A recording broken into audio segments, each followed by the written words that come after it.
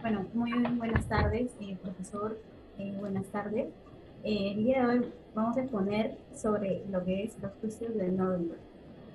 Los integrantes son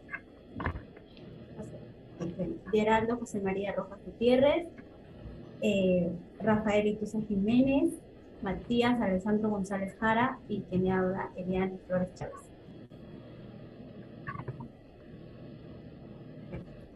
Vamos a hablarles sobre la introducción al tema.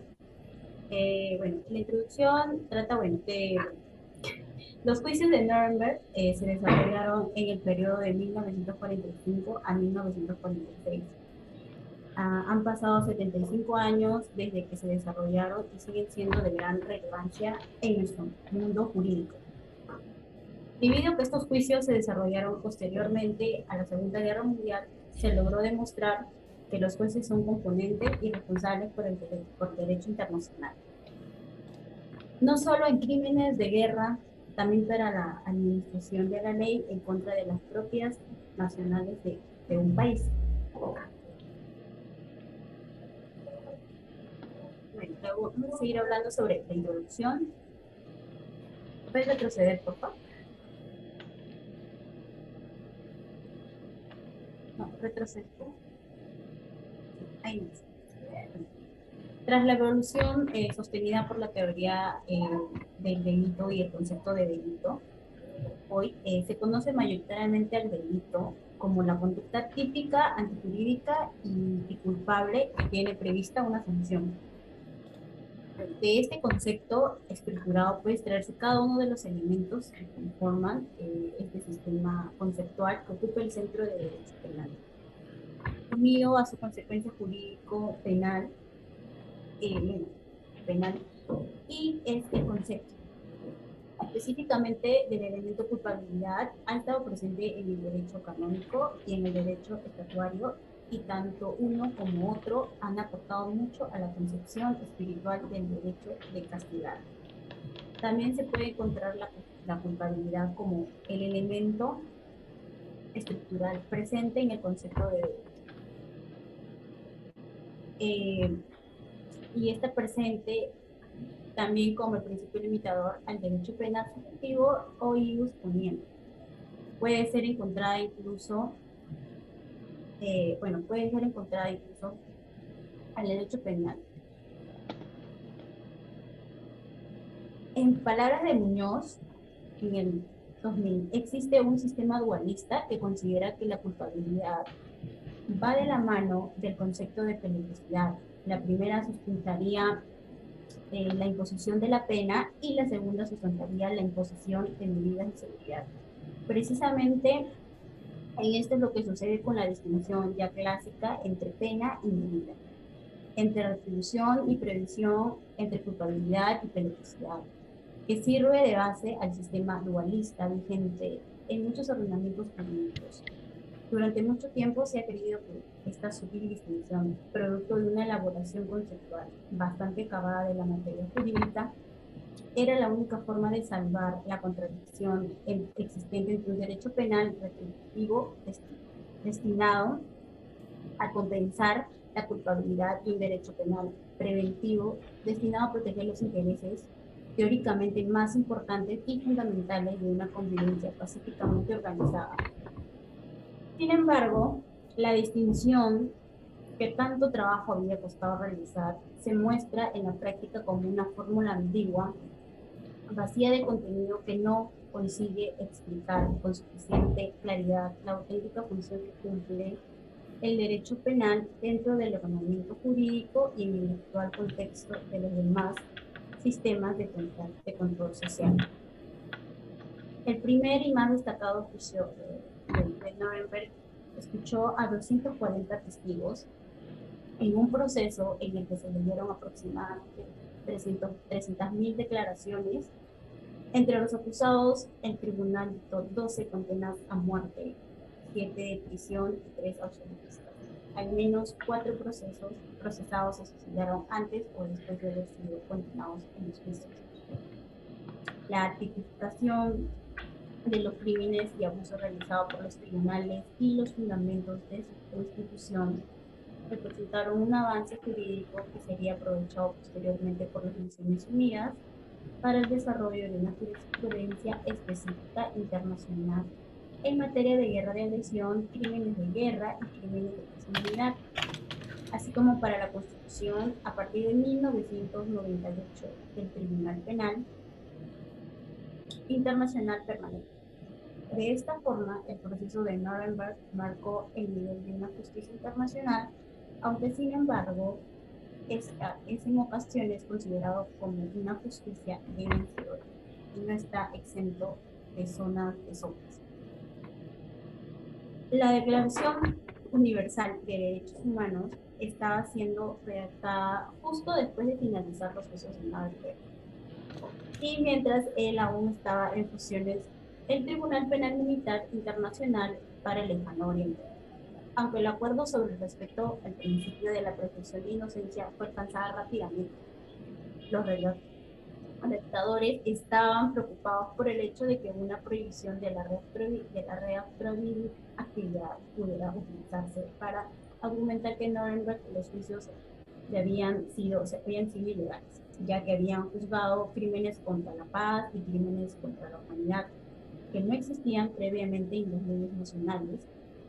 Por ello, el segundo párrafo del artículo 11 de los derechos de la Declaración Universal de Derechos Humanos constituye una prohibición a las leyes retroactivas.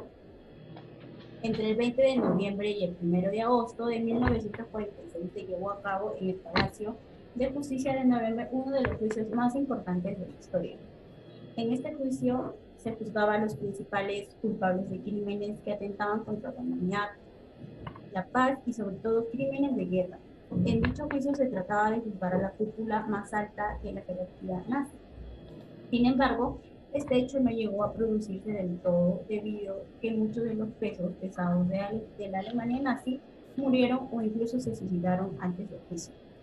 No obstante, este juicio ha pasado a la historia como el fin de la barbarie humana y el comienzo de una fuerte paz futura basada en un orden internacional que nos permitiese la repetición de los hechos vividos durante la Segunda Guerra Mundial.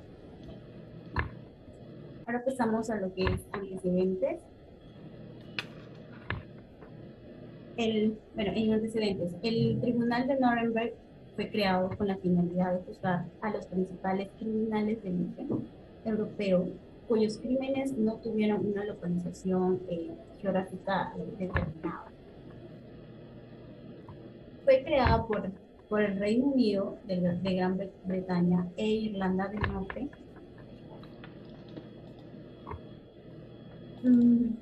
Los Estados Unidos de América, Francia y la Unión Soviética mediante un acuerdo firmado en Londres el 8 de agosto de 1945. El Estatuto de Nuremberg figuraba en el anexo al Acuerdo de Londres y formaba parte integrante de dicho acuerdo. Posteriormente, adhirieron al acuerdo varios otros estados. Podría,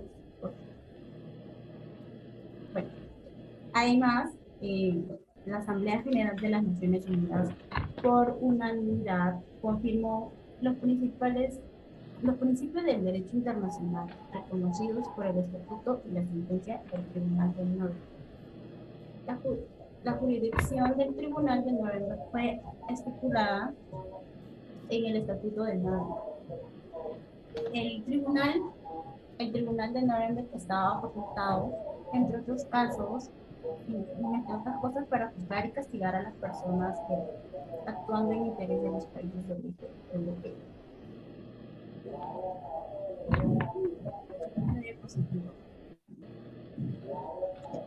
No retrocede, por favor. Bueno, en plena guerra y todavía sin que hubiera abierto el ansiado segundo frente en Europa, las potencias aliadas habían decidido crear una comisión de crímenes de guerra. En octubre de 1942, el Ministerio de Política Exterior soviético anunció que Moscú era partidaria de someter a juicio de un tribunal especial internacional y castiga con toda la severidad del Código Penal.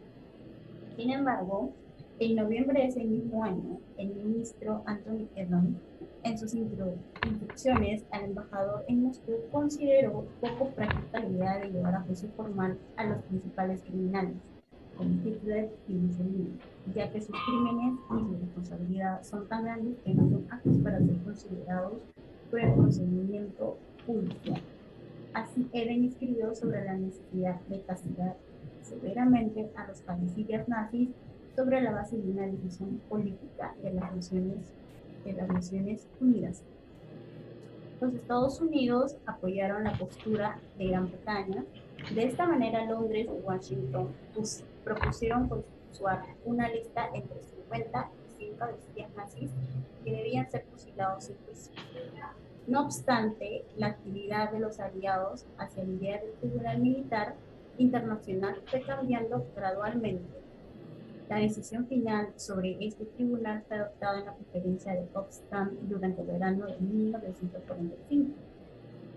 En opinión de la historiadora Natalia Levedena, Londres y Washington estaban en contra del tribunal porque tenían la posibilidad de que los acusados se justificasen señalando la cuestionable política seguida por las potencias occidentales antes de la guerra. Bueno, muchas gracias. Les voy a pasar al compañero de la lectura.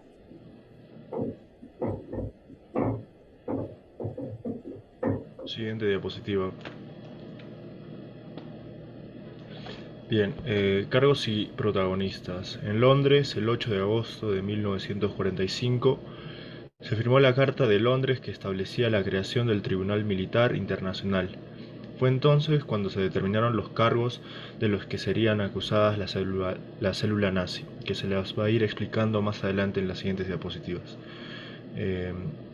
La conspiración.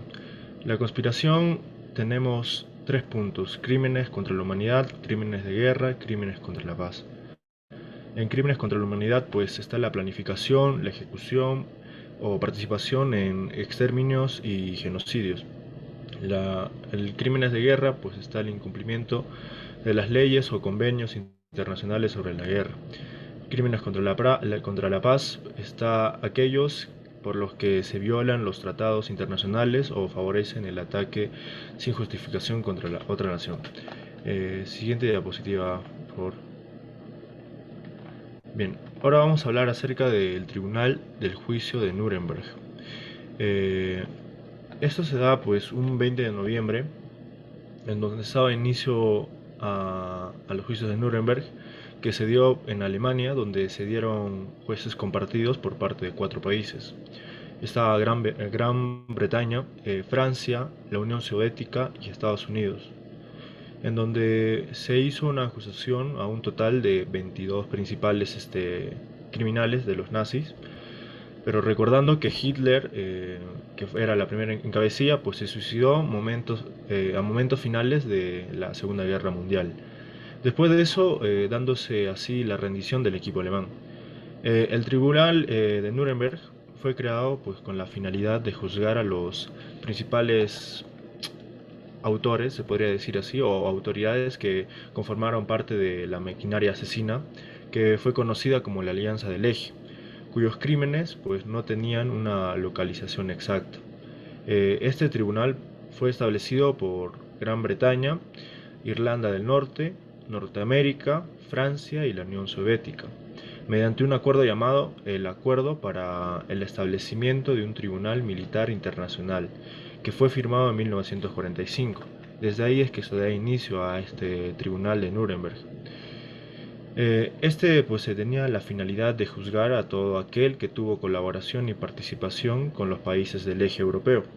Este juicio pues se llevó a cabo para justificar la memoria y dignidad de todas aquellas personas inocentes, y que los principales autores y demás ejecutantes pues sean enjuiciados y castigados. El segundo punto de este tema es de que era de sentar una jurisprudencia internacional, o sea, un presidente judicial para que se evitara futuros crímenes iguales a los ocurridos, eh, o que puedan volver a suceder. El juicio de Nuremberg pues representó el tribunal del derecho romano, la Iglesia y la Ilustración, así pasando los siglos y en adelante. Muchos jerarcas nazis pues presentaron sus informes en donde declaraban inocencia debido a la falta de ley penal. ¿A qué me refiero con esto? Es que a todos los delitos al cual se le estaba tratando de acusar a los nazis, pues en dicho tiempo no existían, por el cual hay un video en donde se les graba a ellos, en donde declaran inocencia con total tranquilidad porque saben que van a salir libre de ellos. Entonces, debido a que la acusación que se le hacía a los nazis no estaban reguladas en ninguna norma, era imposible quizá que vayan a, a cumplir sus crímenes. Por ello, el juicio de Nuremberg se vulneró el principio de legalidad porque no existían leyes penales o internacionales ante la comisión del delito del hecho. El crimen de guerra contra la paz y contra la humanidad no habían sido tipificadas, o en otras palabras, no habían estado prohibidas, en donde se le llegó a conocer como, de igual forma, como el juicio de los vencedores, porque se carecía de fundamentos jurídicos para acusarlos. O sea, desde un punto de vista legal, casi que tenían razón, ya que sancionar a alguien de un delito inexistente pues no tendría lógica, y menos ser acusados basándose en sus propias leyes. Es por ello que el Tribunal de Nuremberg pasó su acusación y en honor a la justicia reclamada por toda una sociedad, se da la utilización del derecho natural por encima del derecho positivo. ¿Qué es el derecho natural?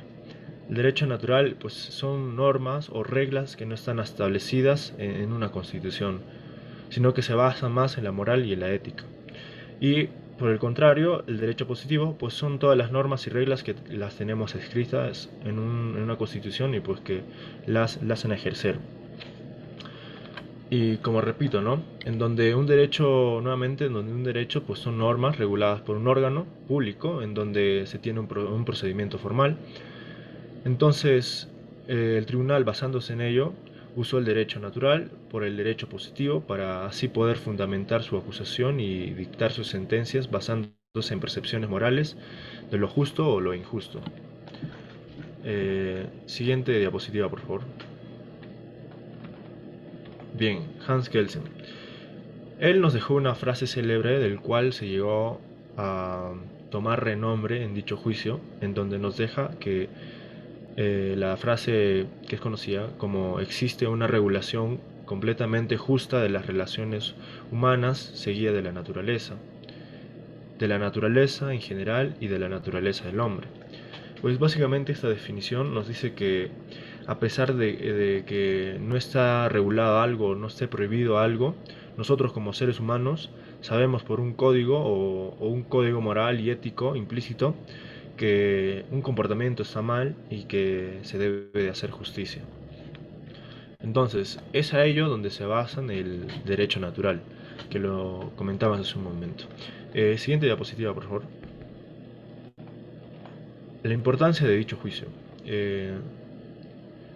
Se inicia, pues, la importancia que trajo este juicio, pues dio la germinación del derecho penal internacional, porque dio un gran avance jurídico que fue aprovechado para el desarrollo de jurisprudencia en materia de guerra o crímenes de guerra y también crímenes contra la humanidad.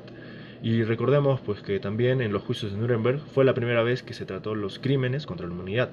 Mucho más antes no se había hecho y es por ello que la acusación que se le hizo pues fue muy difícil de sentenciar.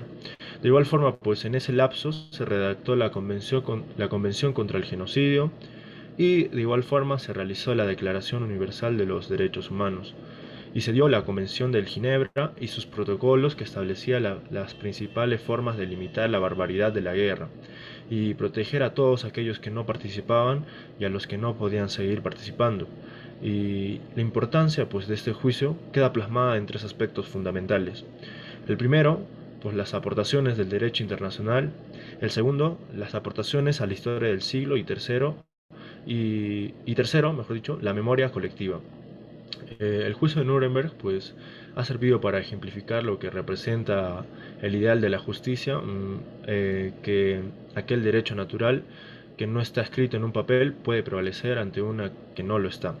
Gracias a este juicio pues, se pudo establecer y estructurar las instituciones que actualmente velan por nuestra justicia y el derecho de las personas en todo el mundo. Y eso sería todo. Siguiente diapositiva, por favor.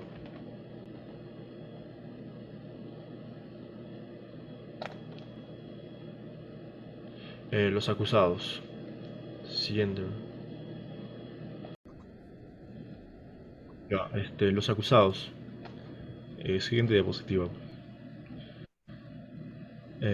Los acusados en los juicios de Nuremberg, quienes llevaban también el título de líderes nazis, fueron acusados y sentenciados por crímenes de guerra, atentando contra la paz y crímenes de lesa humanidad. Siguiente, por favor.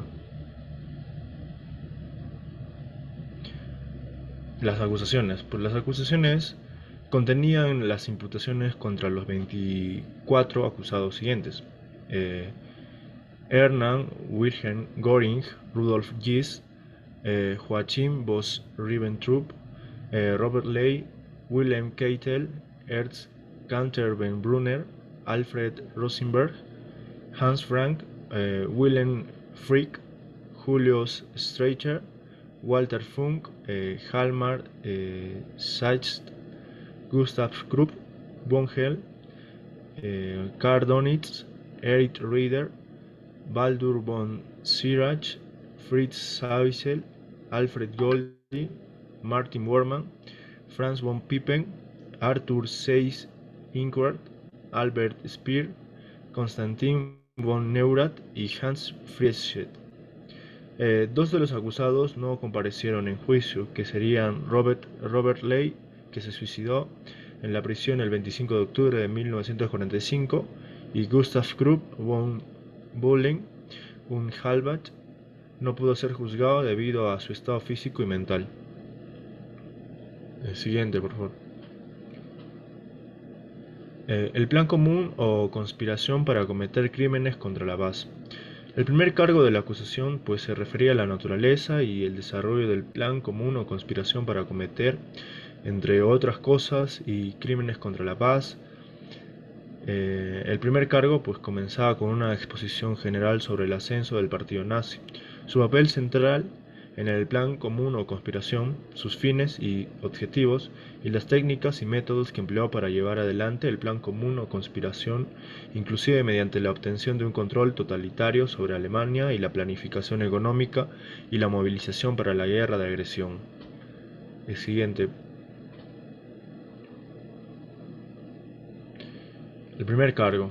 El primer cargo también comprendía la utilización por parte de los imputados del control que el partido nazi ejercía sobre el gobierno de Alemania para la agresión externa, llevado adelante el plan de rearme de los imputados, así como volviendo a ocupar y fortificando la Renania y en violación del Tratado de Versalles y de otros tratados, y adquiriendo de esa manera fuerza militar y poder de negociación política respecto de otras naciones.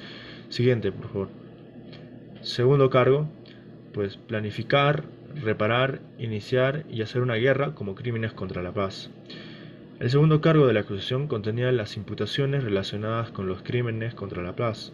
En dicho cargo se afirmaba que todos los acusados habían participado en la planificación, la preparación, la iniciación y la ejecución de guerras de agresión, que también eran guerras en violación de tratados, acuerdos y garantías internacionales, iniciando contra 12 países. Siguiente. Polonia en 1939, el Reino Unido y Francia en 1939 de igual manera, Dinamarca y Noruega en 1940, Bélgica y los Países Bajos y Luxemburgo 1940, Yugoslavia y Grecia, que fue en 1941, y por último la Unión Soviética en 1941. Siguiente. El segundo cargo. Pues este se refería a las afirmaciones de que esas eran guerras de agresión que figuraban en el primer cargo. Asimismo, pues contenía una exposición detallada de las imputaciones de que la planificación, la preparación y la iniciación de dichas guerras violaban disposiciones concretas de varios tratados, acuerdos y garantías internacionales. Siguiente, por favor. Las imputaciones concretas. La acusación también contenía imputaciones concretas contra los acusados en relación con los crímenes enumerados en los cargos primeros y segundos. Se imputaba a los acusados haber utilizado sus puestos en el partido nazi, el gobierno, incluidos los puestos relacionados con territorios ocupados, las fuerzas militares y paramilitares, la economía, incluidas la banca y las finanzas, la industria o los medios de comunicación, sus influencias personal y en varios casos su relación con el Führer para cometer los diversos crímenes que se enumeran a continuación. Siguiente, por favor. Los acusados siguientes se les imputó haber participado en el plan común o conspiración para cometer crímenes contra la paz, enumerándose en el primer cargo.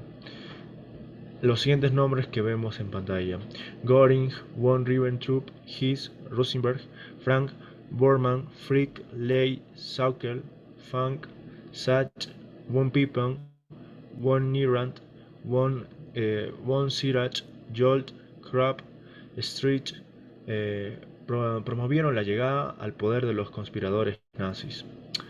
Como segundo, pues tenemos a Göring, Hess, Rosenberg, Frank, Bormann, Frick, Lee, Funk, Sachs, von Papen, von Sirach, Jody, Krapp, Streicher. Promovieron la consolidación del control de Alemania por parte de los conspiradores nazis o participación en dicha consolidación. El siguiente, por favor.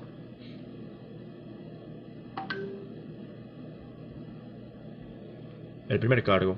Fritzsche pues difundió y explotó las técnicas doctrinales de los conspiradores nazis. Rosenberg elaboró, difundió y explotó las técnicas doctrinales de los conspiradores nazis. Von Sirach pues promovió la militarización de las organizaciones dominadas por los nazis. Von Ribbentrop, Bormann, Ley, Funk, Sachs, von Papen, von Neurant, Jolt, Rieder, Dönitz y Krapp pues promovieron los preparativos para la guerra, y Keitel pues promovió los preparativos militares para la guerra igualmente. Bueno, le paso la palabra a mi compañero y eso sería todo. Muy bien. A continuación, seguimos con el primer cargo. Empezamos con Göring, que promovió los preparativos militares y económicos para la guerra. Rosenberg promovió los preparativos psicológicos para la guerra. Hess promovió los preparativos militares, económicos y psicológicos para la guerra. Y el mismo Hess también participó en la preparación y la planificación de los planes de la política exterior y las conspiraciones nazis. Von Sirach promovió los preparativos psicológicos y educacionales para la guerra.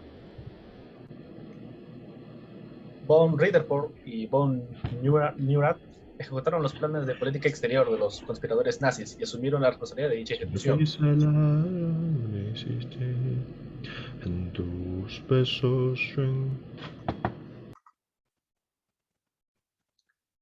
Kaltenbrunner promovió la consolidación del control de Australia tomada por los conspiradores nazis. Seyss-Inquart promovió la toma y la consolidación del control de Austria por parte de los conspiradores nazis. Seguimos. Los acusados siguientes se les impuso haber participado en el plan común o conspiración para cometer crímenes contra la paz, enumerándose en el primer cargo, y haber planificado, preparado, iniciado o llevado a cabo una guerra de agresión o una guerra en violencia de tratados. Acuerdos o garantías internacionales con arreglo al segundo cargo. Göring y Frick participaron en la planificación y la preparación de los conspiradores nazis para las guerras de agresión y las guerras de violencia de tratados, acuerdos y garantías internacionales. Von Ribbentrop, Hess, Rosenberg, von Neurath, Seyss-Inquart, Keitel, Rieder participaron en la planificación y la preparación de políticas de los conspiradores nazis para las guerras de agresión y guerras de violencia de tratados, acuerdos y garantías internacionales, como ya se especificaba. Joel y Dönitz participaron en la planificación y preparación militares de los conspiradores nazis para las guerras de agresión y guerras sin violencia de tratados, acuerdos y garantías internacionales. Sauckel Participó también en la preparación económica para las guerras de agresión y guerras en violaciones de tratados, acuerdos y garantías internacionales. Speer, Fong, Schall, von Papen y Krupp participaron en la preparación militar y la economía de los conspiradores nazis para la guerra de agresión y las guerras de violencia, tratados y acuerdos y garantías internacionales. Keitel y Raeder ejecutaron los planes de conspiración nazi para las guerras de agresión y guerras de violencia de tratados, acuerdos y garantías internacionales y asumieron la responsabilidad por dicha ejecución. El tribunal de Nuremberg señaló que el primer cargo contenía imputaciones relacionadas con la conspiración o la existencia de un plan común para cometer crímenes contra la paz, y el segundo cargo contenía imputaciones relacionadas con crímenes concretos contra la paz, consistentes en planificar, preparar, iniciar y hacer guerra de agresión. El tribunal decidió considerar conjuntamente la cuestión de la existencia del plan común y la cuestión de la guerra de agresión, antes de examinar la responsabilidad individual de los acusados. Las imputaciones contenidas en la acusación, según las cuales los acusados planificaron y llevaron a cabo guerras de agresión, son imputaciones de la mayor gravedad. La guerra es esencialmente una cosa mala. Sus consecuencias no se limitan exclusivamente a los estados beligerantes, sino que afectan a todo el mundo. Por ende, iniciar una guerra de agresión no es solo un crimen internacional, sino era el supremo crimen internacional y solo se difiere de otros crímenes de guerra, en que contienen dentro de sí el mal acumulado de todos ellos. Además de las 22 personas sentenciadas, se acusaron también a ciertas organizaciones nazis. El gabinete del Reich, o sea, las organizaciones, el gabinete del Reich, los Sturmfeld o SS, los Sturmabteilung o la SA, el Easterheitsdienst, el SD, la Geheime Stabspolizei o Gestapo, Estado Mayor Alto Mando de las Fuerzas Armadas Alemanas, el grupo de líderes políticos del NSDAP. Dentro de esta acusación acerca de los acusados de los juicios de Nuremberg, debemos comentar también qué ocurrió con aquellos que lograron escapar de la justicia y no se lleva a formularnos una sola pregunta. ¿Quiénes escaparon del juicio de Nuremberg? Y para concluir el tema, o sea, concluir esta parte, se había llegado a una conclusión de que Italia ya había sufrido bastante, con lo que en Nuremberg los italianos no se sentarían en el banquillo de los acusados. En cuanto a los alemanes capturados por británicos y norteamericanos, sufrían por su destino en los campos en los que estaban internados. Dubspin y Achkan, por lo que tampoco fueron acusados. Otros responsables que sí deberían haber tornado parte del juicio, entre otros, fueron los siguientes: Adolf Hitler, Heinrich Himmler, Joseph Goebbels, quienes se habían suicidado.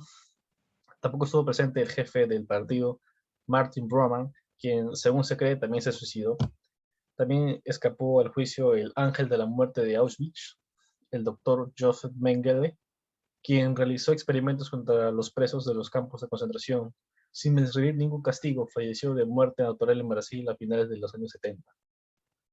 Responsable del asesinato en masa de los judíos, Adolf Eichmann, también evitó a Nuremberg, pero fue secuestrado por los servicios de inteligencia israelíes en Argentina y ejecutado en Israel. El saboteador de la SS, Otto Skorzeny, quien rescató a Benito Mussolini y preparó un atentado en contra del líder yugoslavo, fue detenido en 1945, pero más tarde fue puesto en libertad y vivió en España franquista. Sentencias. Estas fueron las sentencias de los juicios de Nuremberg. Se condenó a muerte por la horca a Martin Bormann, a Hans Frank, a Wilhelm Frick, a Hermann Göring, a Alfred Jolt, a Ernest Gutenberger, a Wayne Keitel, a Joachim von Ribbentrop, a Alfred Rosenberg, a Fritz Saukel, a Arthur Seyss-Inquart y Julius Streicher. A cadena perpetua a Walker Funk, a Rudolf Hess y Heinrich Raeder. A 20 años a Albert Speer, a Baldur von Echner, a 15 años a Konstantin von Neumann, a 10 años a Karl Dönitz. Fueron absueltos Hans Fischmann, Franz von Papen y Hjalmar Schweitzer. Quienes quedaron así con él fueron Gustav Krupp por su estado de salud y Robert Lee, quien se suicidó, que ya se sabía eso. Ahora, cumplimiento de las penas. El 15 de octubre de 1946 ya se tenía programado los ahorcamientos para la madrugada del día siguiente. Hermann Göring se suicidó consumiendo una cápsula de cianuro 2 horas antes de su ejecución. Los demás fueron condenados con normalidad. Para evitar la expansión de falsos rumores referentes a que alguno de ellos se liberó de su condena, se procedió a tomar fotografías de los cuerpos para posteriormente ser incinerados y esparcir sus cenizas al río. Los 7 acusados que habían sido condenados a prisión, Rieder, Fong, von Neumann, von Sirach, Tönnies, Speer y Hess, cumplieron sus sentencias como los únicos reclusos de la prisión de Spadau, en Berlín. De uno a uno fueron liberados, en algunos casos antes de tiempo por problemas de salud, en los casos de von Neumann en 1954, de Rieder en 1955 y Fong en 1957, con la excepción de Hess, que pasó el resto de su vida en prisión como un único recluso que pasó por más de 20 años.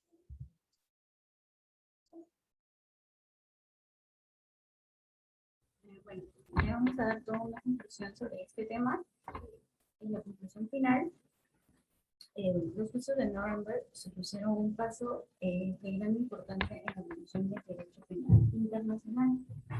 Su credibilidad habría sido mayor si los procedimientos no hubieran sido llevados a cabo en exclusiva bajo los auspicios de los países que habían ganado la guerra, con lo que solo fueron juzgados nacionales de Alemania y Japón. Sin embargo, los principios aplicados en Nuremberg y Tokio han colaborado a robustecer el derecho internacional y sus mecanismos para así poder identificar la justicia en su máxima expresión, valorizado que la ética y moral puede estar por encima de leyes escritas y de igual forma evitar un caso tan problemático como fue la Segunda Guerra Mundial. Muchas gracias.